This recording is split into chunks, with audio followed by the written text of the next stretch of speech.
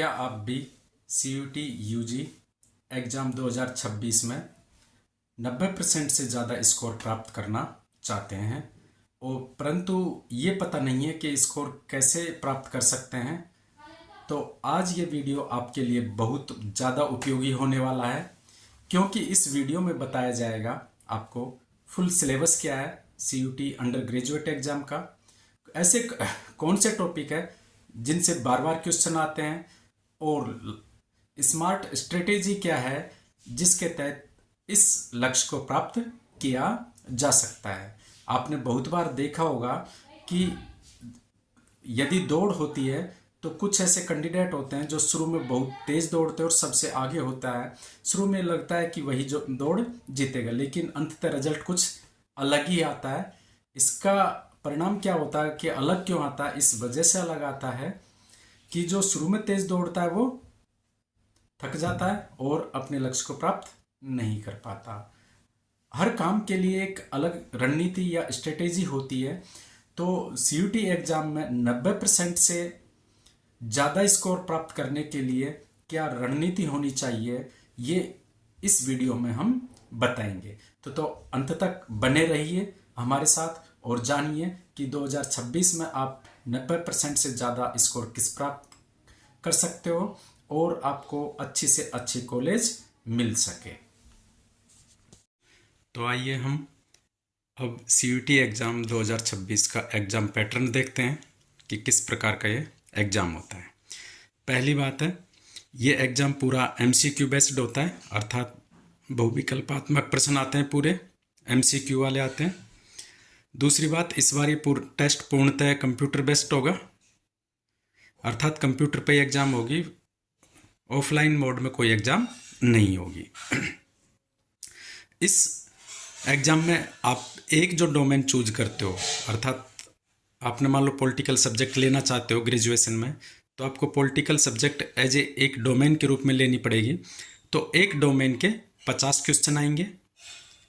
उन 50 क्वेश्चनों में से आपको कोई से भी 40 क्वेश्चन अटेम्प्ट करने होते हैं, अर्थात एक डोमेन में 40 क्वेश्चन सोल्व करना ज़रूरी होता है। जो 40 क्वेश्चन आपने सोल्व किए हैं उनमें से आपने किसी एक प्रश्न का सही उत्तर दिया है तो उसके लिए आपको 5 मार्क्स मिलेंगे, और यदि आपने किसी प्रश्न का गलत उत्तर दिया है तो -1 मार्क मिलेगा, अर्थात जो आपके नंबर आ रहे हैं उनमें से भी एक नंबर घटा दिया जाएगा। इसे हम कंपटीशन की भाषा में नेगेटिव मार्किंग बोलते हैं। और सबसे महत्वपूर्ण बात होती है कि पेपर पूरी तरह से NCERT बुक से ही आता है। NCERT बुक से बाहर आने की बहुत कम संभावना होती है। तो हमें इस बात का फोकस रखना होता है कि NCERT कोई बार बार पढ़े, लाइन टू लाइन पढ़े। अब हम देखते हैं कि इसमें जो NCERT पेपर आता है, मोस्ट प्रोबेबली है कि 12th का ही सिलेबस आएगा। 11th का बहुत कम चांस होता है, 12th का ही आता है। और 12th में कुछ टॉपिक्स जो आपके CBSE के एग्ज़ाम में नहीं थे पर CUT के एग्ज़ाम में वो आते हैं। तो हम पूरा सिलेबस देख लेते हैं। पहला चैप्टर शीतयुद्ध, वो भी आता है, ये आपके सिलेबस में नहीं है एग्ज़ाम के लिए, CBSE बोर्ड एग्ज़ाम के लिए नहीं है, लेकिन यहाँ पर इसमें से क्वेश्चन आते हैं। दूसरा है दो ध्रुवीयता का अंत। तीसरा चैप्टर है अमेरिकी वर्चस्व। अमेरिकी वर्चस्व US हेजेमनी भी आपके बोर्ड एग्ज़ाम में नहीं है, लेकिन यहाँ पर क्वेश्चन आता है। फिर तो वही कॉमन है, सत्ता के वैकल्पिक केंद्र, समकालीन दक्षिण एशिया, अंतर्राष्ट्रीय संगठन जिसे हम शॉर्ट में UNO के नाम से जानते हैं, सुरक्षा, पर्यावरण और भूमंडलीकरण। तो विगत पेपरों के आधार पर जो हमने निष्कर्ष निकाला है कि कौन से टॉपिक ज़्यादा महत्वपूर्ण है, तो उनमें मैं दोबारा बोल देता हूँ कौन कौन से टॉपिक ज़्यादा महत्वपूर्ण है। शीतयुद्ध, कोल्ड वार, दो ध्रुवीयता का अंत, एंड ऑफ बाइपोलरिटी, अमेरिकी वर्चस्व, US हेजेमनी और UNO से भी क्वेश्चन आते हैं अधिकतर। और लास्ट इसमें जो इम्पोर्टेंट टॉपिक है भूमंडलीकरण या ग्लोबलाइजेशन। तो ये सिलेबस था हमारी फर्स्ट बुक का।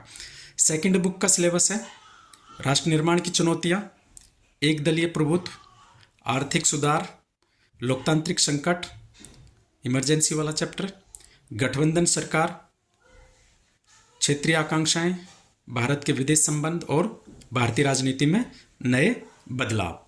इसमें से जो महत्वपूर्ण टॉपिक है, जहाँ से क्वेश्चन ज़्यादा आते हैं, राष्ट्र निर्माण की चुनौतियाँ, आर्थिक सुधार, लोकतांत्रिक संकट जिसको हम चर्चित भाषा में इमरजेंसी बोलते हैं, गठबंधन सरकार, भारत के विदेश संबंध, और कभी कभार नए बदलाव से भी क्वेश्चन देखने को मिल जाते हैं। तो ये था हमारा एग्जाम पैटर्न और सिलेबस। अब हम रणनीति पर चर्चा करते हैं कि इस एग्जाम में पास होने के लिए या अच्छा स्कोर पाने के लिए आपकी रणनीति क्या होनी चाहिए। पहली बात है कि ये जब एग्ज़ाम ही एनसीईआरटी बुक से आता है तो बाहर पढ़ने की ज़रूरत नहीं है। एनसीईआरटी की बुक को लाइन टू लाइन पढ़ें। और बोर्ड एग्ज़ाम में तो कभी कभार आप बॉक्स और मैप को छोड़ भी देते हो। यहाँ बहुत ज़्यादा महत्वपूर्ण है कि बॉक्स और मैप को भी आप पढ़ें, उन पर भी आप मनन करें, चिंतन करें कि इनमें से कौन से क्वेश्चन बन सकते हैं।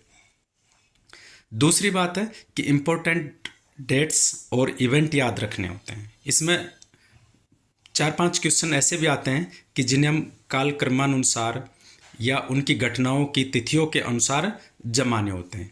यदि आपको इम्पोर्टेंट डेट और इवेंट्स याद नहीं होंगे तो आप उन प्रश्नों को सॉल्व नहीं कर पाओगे। दूसरा, आपको डेट और इवेंट्स लॉजिक लगाने के लिए भी ज़रूरी होते हैं कि मान लो एक कोई घटना है शीत युद्ध में कि बर्लिन की दीवार कब गिरी।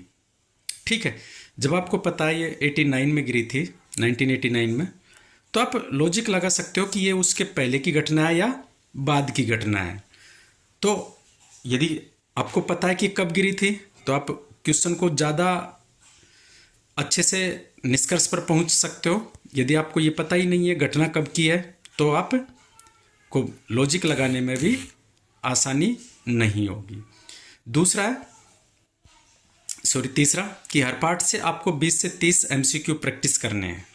क्या करना है कि हर पार्ट में से आप जब भी पढ़ो तो हमेशा ये आपके दिमाग में रहना चाहिए कि इस लाइन से या इस कंटेंट से या इस टॉपिक से कौन कौन से एमसीक्यू प्रश्न बन सकते हैं। जब आप ये सोचकर पढ़ोगे ना कि कौन कौन से प्रश्न बन सकते हैं तो आपको ऑटोमेटिक दिमाग में आता रहेगा कि ये इस लाइन से ये प्रश्न बन सकता है, इस लाइन से ये प्रश्न बन सकता है।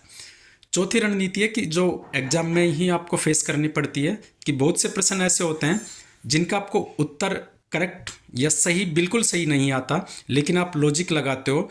तो उसको लॉजिक लगाने के लिए हमें एक मेथड का यूज करना पड़ता है जिसे हम बोलते हैं एलिमिनेशन टेक्निक, या दूसरे शब्दों में कहो तो डिलीट मेथड भी बोलते हैं। कि जब 4 ऑप्शन होंगे तो कम से कम आपको 2 ऑप्शन डिलीट करने हैं। डिलीट करने का मतलब है ये मानना है कि ये 2 ऑप्शन तो उत्तर हो ही नहीं सकते, रहे 2। अब उसमें से यदि आप अनुमान लगाते हो फिर भी 50% के चांस होते हैं। यदि आप ये मेथड नहीं अपनाते हो और चारों में से ही अनुमान लगाते हो तो आपका आंसर 25% सही होने की उम्मीद होती है। तो किसी भी प्रश्न को, ऐसे प्रश्न जो आप पे पूर्णतः सही नहीं आता है, यदि आप 2 को डिलीट नहीं कर पा रहे हो तो अनुमान लगाना या तुक्का लगाना ठीक नहीं होगा। तो इस एग्ज़ाम में जो सफलता का सूत्र है वह यह रहेगा कि आप जितनी ज़्यादा प्रैक्टिस करोगे उतनी ही ज़्यादा आपको स्कोर मिलेगा। प्रैक्टिस करने से 2-3 फायदे होते हैं। एक तो कि आपको जो माइनर मिस्टेक होती है छोटी छोटी सी, कि आपको भरना सी था, डी भर दिया, आप क्वेश्चन पढ़ रहे थे है, जबकि क्वेश्चन में लिखा है कि कौन सा विकल्प सही नहीं है, जबकि आप पढ़ क्या रहे थे कौन सा विकल्प सही है। तो ऐसी माइनर मिस्टेक्स हो जाती है, ह्यूमन एरर है। ऐसा ना माने कि आप पे ही होती है, सभी पे ही होती है, लेकिन कुछ बच्चे इस पर काम करके परिपक्वता हासिल कर लेते हैं और कुछ काम नहीं करते हैं। तो प्रैक्टिस करने से ह्यूमन एरर भी कम होगी, आपको पेपर की भी समझ होगी और कौन से टॉपिक पढ़ने हैं ये भी समझ में होगी, तो आप ज़्यादा अच्छा स्कोर कर पाएंगे।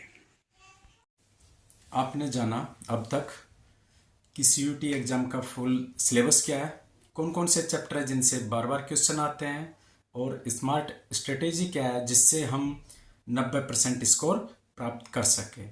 इसके अतिरिक्त आपको कुछ फैसिलिटीज़ हम प्रोवाइड करवाएंगे। उनमें पहली फैसिलिटी है कि आपको पिछले 3 साल के पेपर मिलेंगे, सोल्ड पेपर, ताकि आपको ये एहसास हो सके, ये जानकारी हो सके कि क्वेश्चन किस प्रकार के आते हैं। अदरवाइज हम पढ़ते रहते हैं लेकिन पता ही नहीं चलता है कि कौन सा क्वेश्चन कहाँ से आता है, किस टाइप का आता है, क्वेश्चन क्या मांग करना चाहता है। दूसरी फैसिलिटी मिलेगी आपको कि हर चैप्टर से 25 से 30 क्वेश्चन एमसी फॉर्मेट में मिलेंगे। एमसीक्यू फॉर्मेट में जिस प्रकार से सीयूटी एग्जाम में आते हैं उसी प्रकार से सीयूटी एग्जाम सेटर क्या करते हैं कि लाइन टू लाइन पेपर उठाते हैं एनसीईआरटी से, उसी प्रकार से उसी फॉर्मेट में आपको क्वेश्चन मिलेंगे, ताकि आपको एहसास हो सके, आप नॉलेज प्राप्त कर सके कि वास्तव में ही ओरिजिनल एग्जाम में कैसे क्वेश्चन आते हैं। तीसरी सुविधा मिलेगी आपको मॉक टेस्ट की। गूगल फॉर्म के द्वारा आपको मॉक टेस्ट प्रोवाइड करवाया जाएगा। यदि आप चाहते हैं कि आपके पास गूगल फॉर्म जल्दी से पहुंच जाए तो आप नीचे कमेंट में आप नंबर लिख सकते हो अपना, या मेरे नंबर पर आप इस चैनल को सब्सक्राइब करके मैसेज कर सकते हो। आपके लिए नंबर होगा 8802055391। इस नंबर पर यदि आप मैसेज भी करते हो तो भी आपको गूगल फॉर्म के द्वारा मॉक टेस्ट उपलब्ध करवा दिया जाएगा। हालांकि हम मॉक टेस्ट आपके जो स्कूल के ग्रुप होंगे उनमें भेजेंगे भी, लेकिन फिर भी लेट होते हैं तो आप सीधा संपर्क कर सकते हैं। धन्यवाद। इस चैनल को सब्सक्राइब करें और अपने दोस्तों के साथ भी शेयर करें ताकि उन्हें भी सीयूटी एग्जाम में अच्छा स्कोर मिल सके।